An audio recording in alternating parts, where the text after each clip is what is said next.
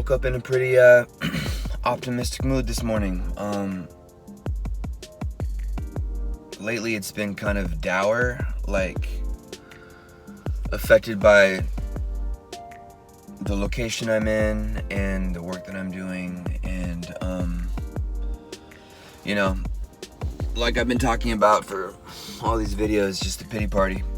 And I had a conversation with my friend last night about the $1 billion year, and I'm kind of excited about that.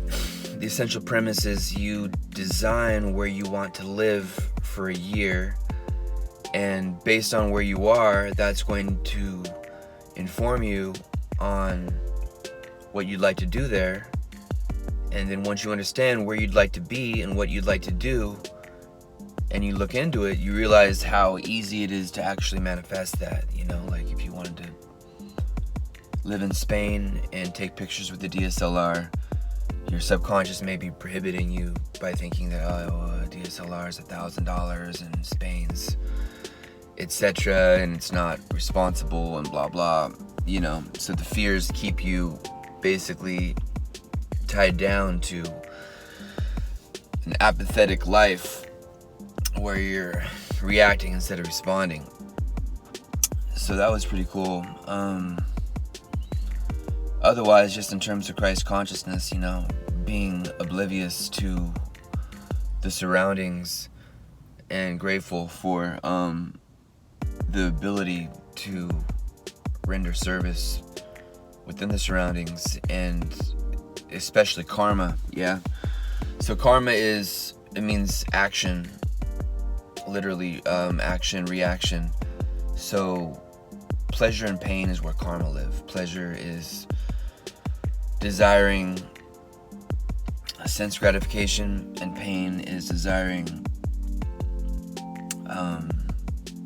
pain. Whether that's with nerves or the mind, or it's basically what you don't like, what you don't take pleasure in. That's pain, and pleasure is what you take pleasure in. I should look that word up. So that is all.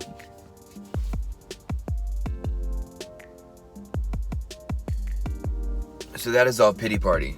That's karma. That's what binds you to the material world. Because, your concept is that I'm the enjoyer and I'm the controller, and I want to control pleasure and I want to control pain. I want to minimize pain, maximize pleasure with my senses. So Christ consciousness means you're not concerned with that anymore. You're not concerned if like Roseville is pleasing to your senses, or if your work is pleasing to your senses.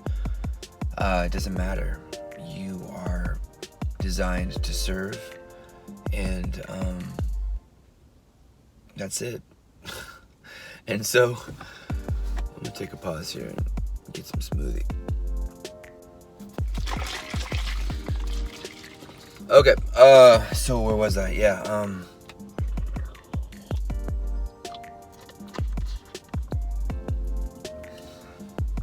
High frequency and Christ consciousness. So the premise of the New Age is basically a term that covers Eastern mysticism, where the largely popular premise is that you are God.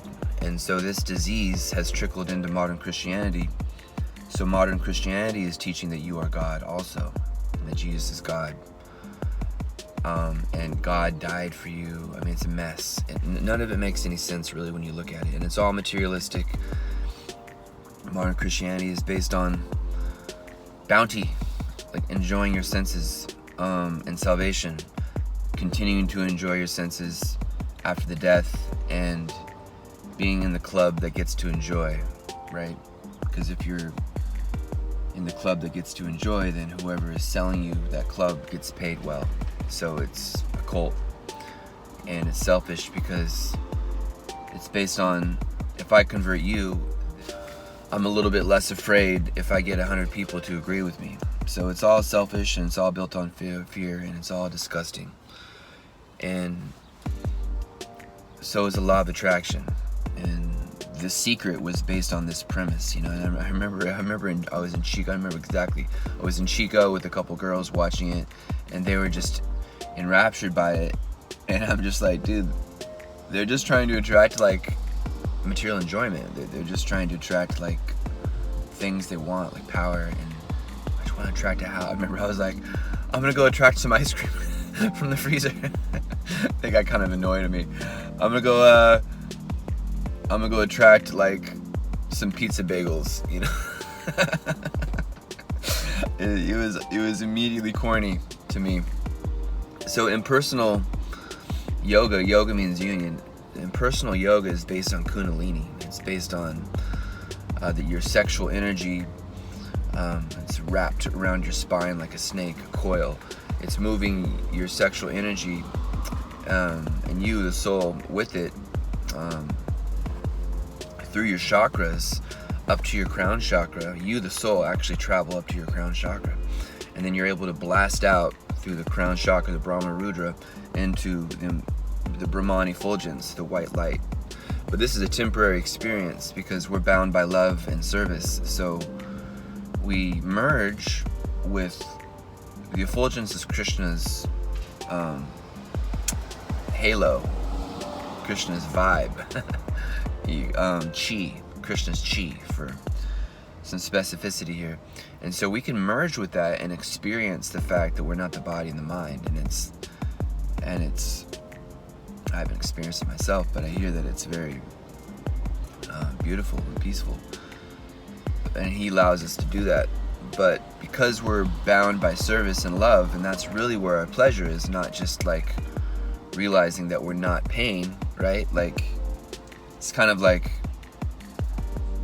if you step on a nail and you pull the nail out, and the relief you get from not being in pain anymore is pleasurable, it's still not pleasure. That's just the removal of pain. So merging with the white light is just the removal of pain. It's the removal of the perception of being burdened by the lack of sense gratification. So it's cheap. It's kind of like a gimmick, you know, but it's very strongly sold,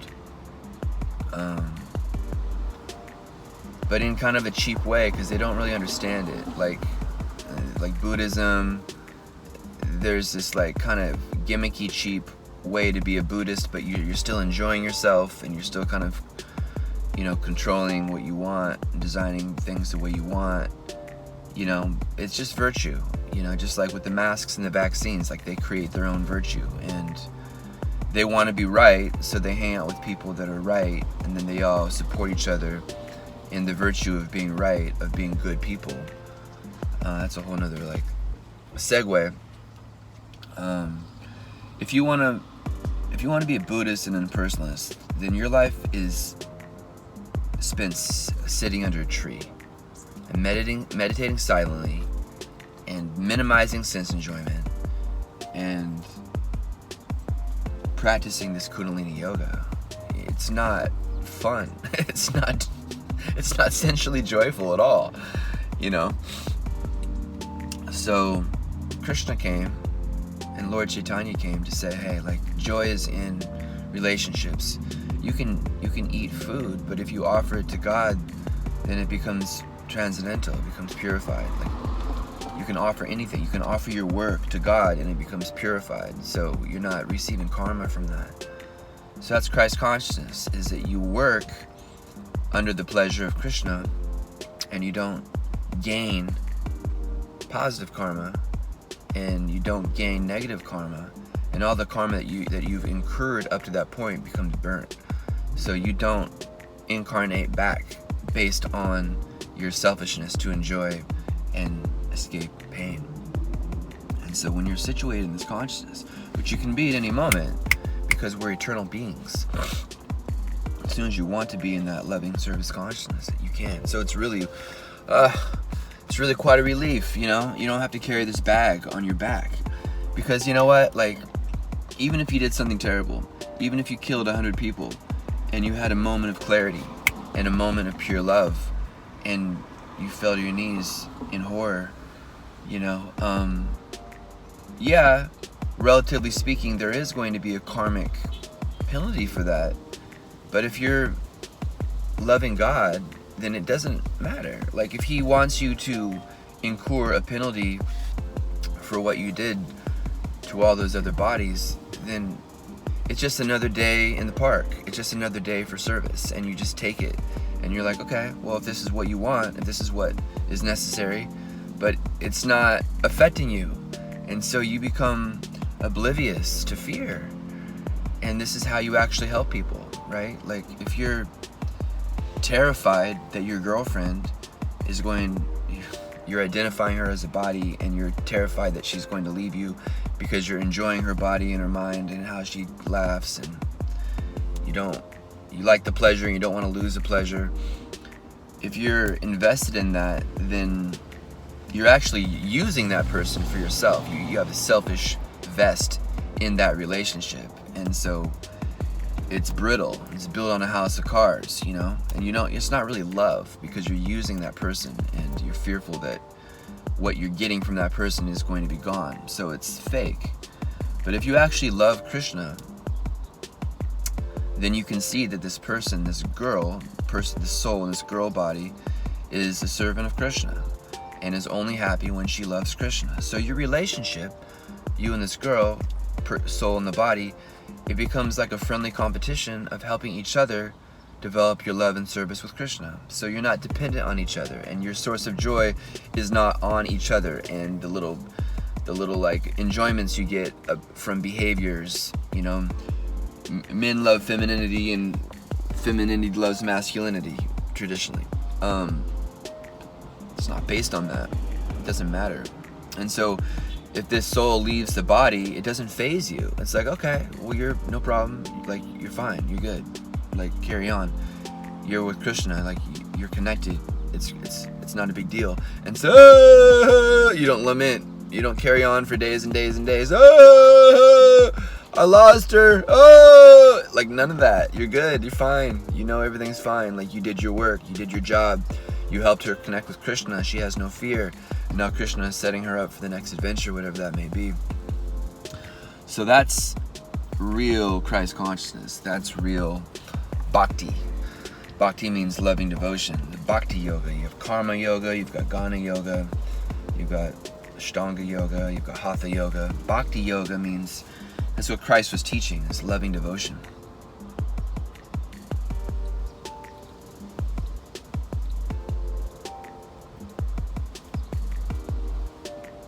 So this law of attraction horseshit is about attracting goodies. Goody gumdrops. What do I want to enjoy for myself? I'm going to attract it to me. I want a cake and some cookies. Ooh, I'm gonna attract it. I want a nice lady. I'm gonna attract it to me. Give me the lady. Give me the ice cream. I deserve it. I want it.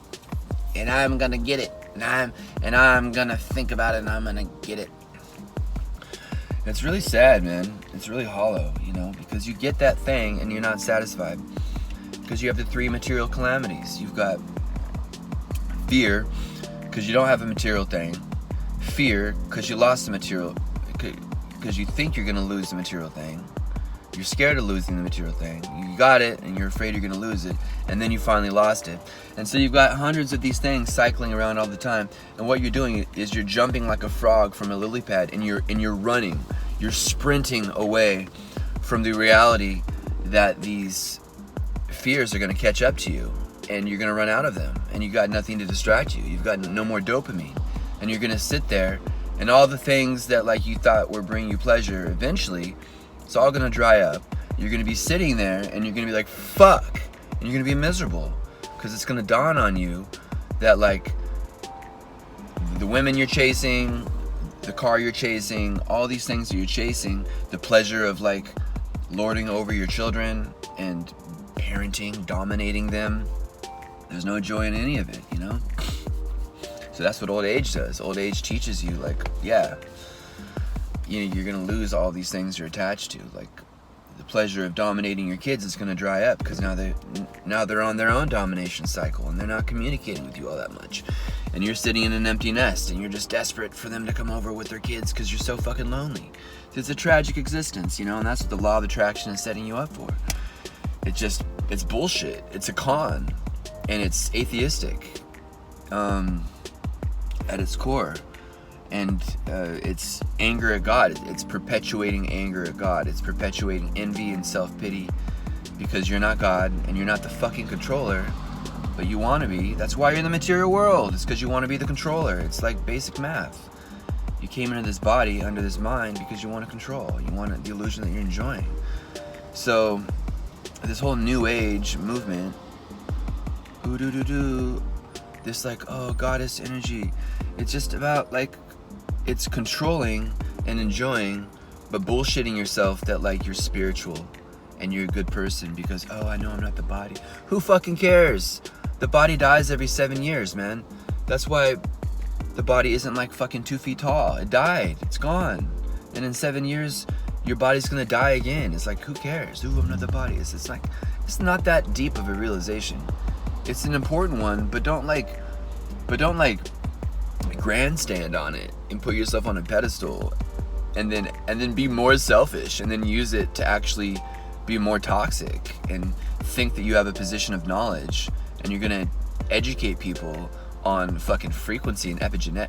So frequency and epigenetics, it just means that it's materialistic, you know? I mean, you have a good vibe and good energy and high frequency when you love Krishna. When you love Krishna, your frequency is bananas. People are going to be drawn to you because you have real love. Like, you don't need to worry about like whether you have a high vibe or a low vibe. You're always going to have a high vibe, always. Because you're joyful, you're Ananda, you're back in your Satchit Ananda, your knowledge and your bliss. So like, trying to like manufacture frequency so you can attract things to you, it's just tragic. And there's no joy in it, you know? So the vibe, if you wake up and you're in a fucking suburban wasteland like Roseville and you're doing work that you don't like, see the lesson in it, you know? And meditate and manufacture your schedule with Krishna so that you really prioritize your time to do like what's best for people. And if you don't do that, then that's when you get stuck in situations that aren't ideal. And I take responsibility for that. And I'm learning, you know, I'm the first to admit that I've got the most insane envy ever. I call it self-pity. It's just fucking envy, you know? You gotta name it, you gotta call it. You can't change something until you know what it is, right? So we come to this material world because we're envious, and I'm fucking envious. I want to control, I want to enjoy, I want to like be the one that like sets the things that I like up around me. I want beautiful design, I want smart people, I want creative people, I want like cool architecture, cool shit, innovative shit, and interesting shit, and like people that like mastered their craft, and people that aren't mouth breathers and aren't fucking easily fooled by their government. Like, I want all these things, but like, it's materialistic, dude. None of this shit matters, man. And as long as like I'm positioning myself in the center and trying to manifest my desires, I'm gonna wake up fucking hollow, dude, and just like bitter, and then try to cope with my dopamine fixes with Netflix and video games and bullshit and Twitter. Like, too much Twitter. A little Twitter is good, like learning about crypto and catching up, but like sitting there for fucking hours and being delighted when people respond to my fucking clever comments, it's like, nah. So life is easy, dude. Like, the solutions are easy, but the application is hard because this disease is so thick and we're surrounded by people that are just so much thicker. We're a little tiny fish, a little tiny salmon trying to swim upstream, and these huge salmon are boom, boom. They're just smashing down on us, just smashing downstream. We're just like, trying to get, hello, I'm trying to, excuse me, sir, I'm trying to go upstream. So it's like really helpful when we have other little fish that we can connect with. And that's the premise of these daily check-ins, of receive legacy, a service of giving people a daily check-in. It's like, look, dude, every single day there's going to be a little fish at any time you like that's going to support you on anything you want. And I think that is extremely valuable. So I haven't really figured out how to launch that yet, because it's not what people are attracted in. People aren't attracted in being disciplined and accountable.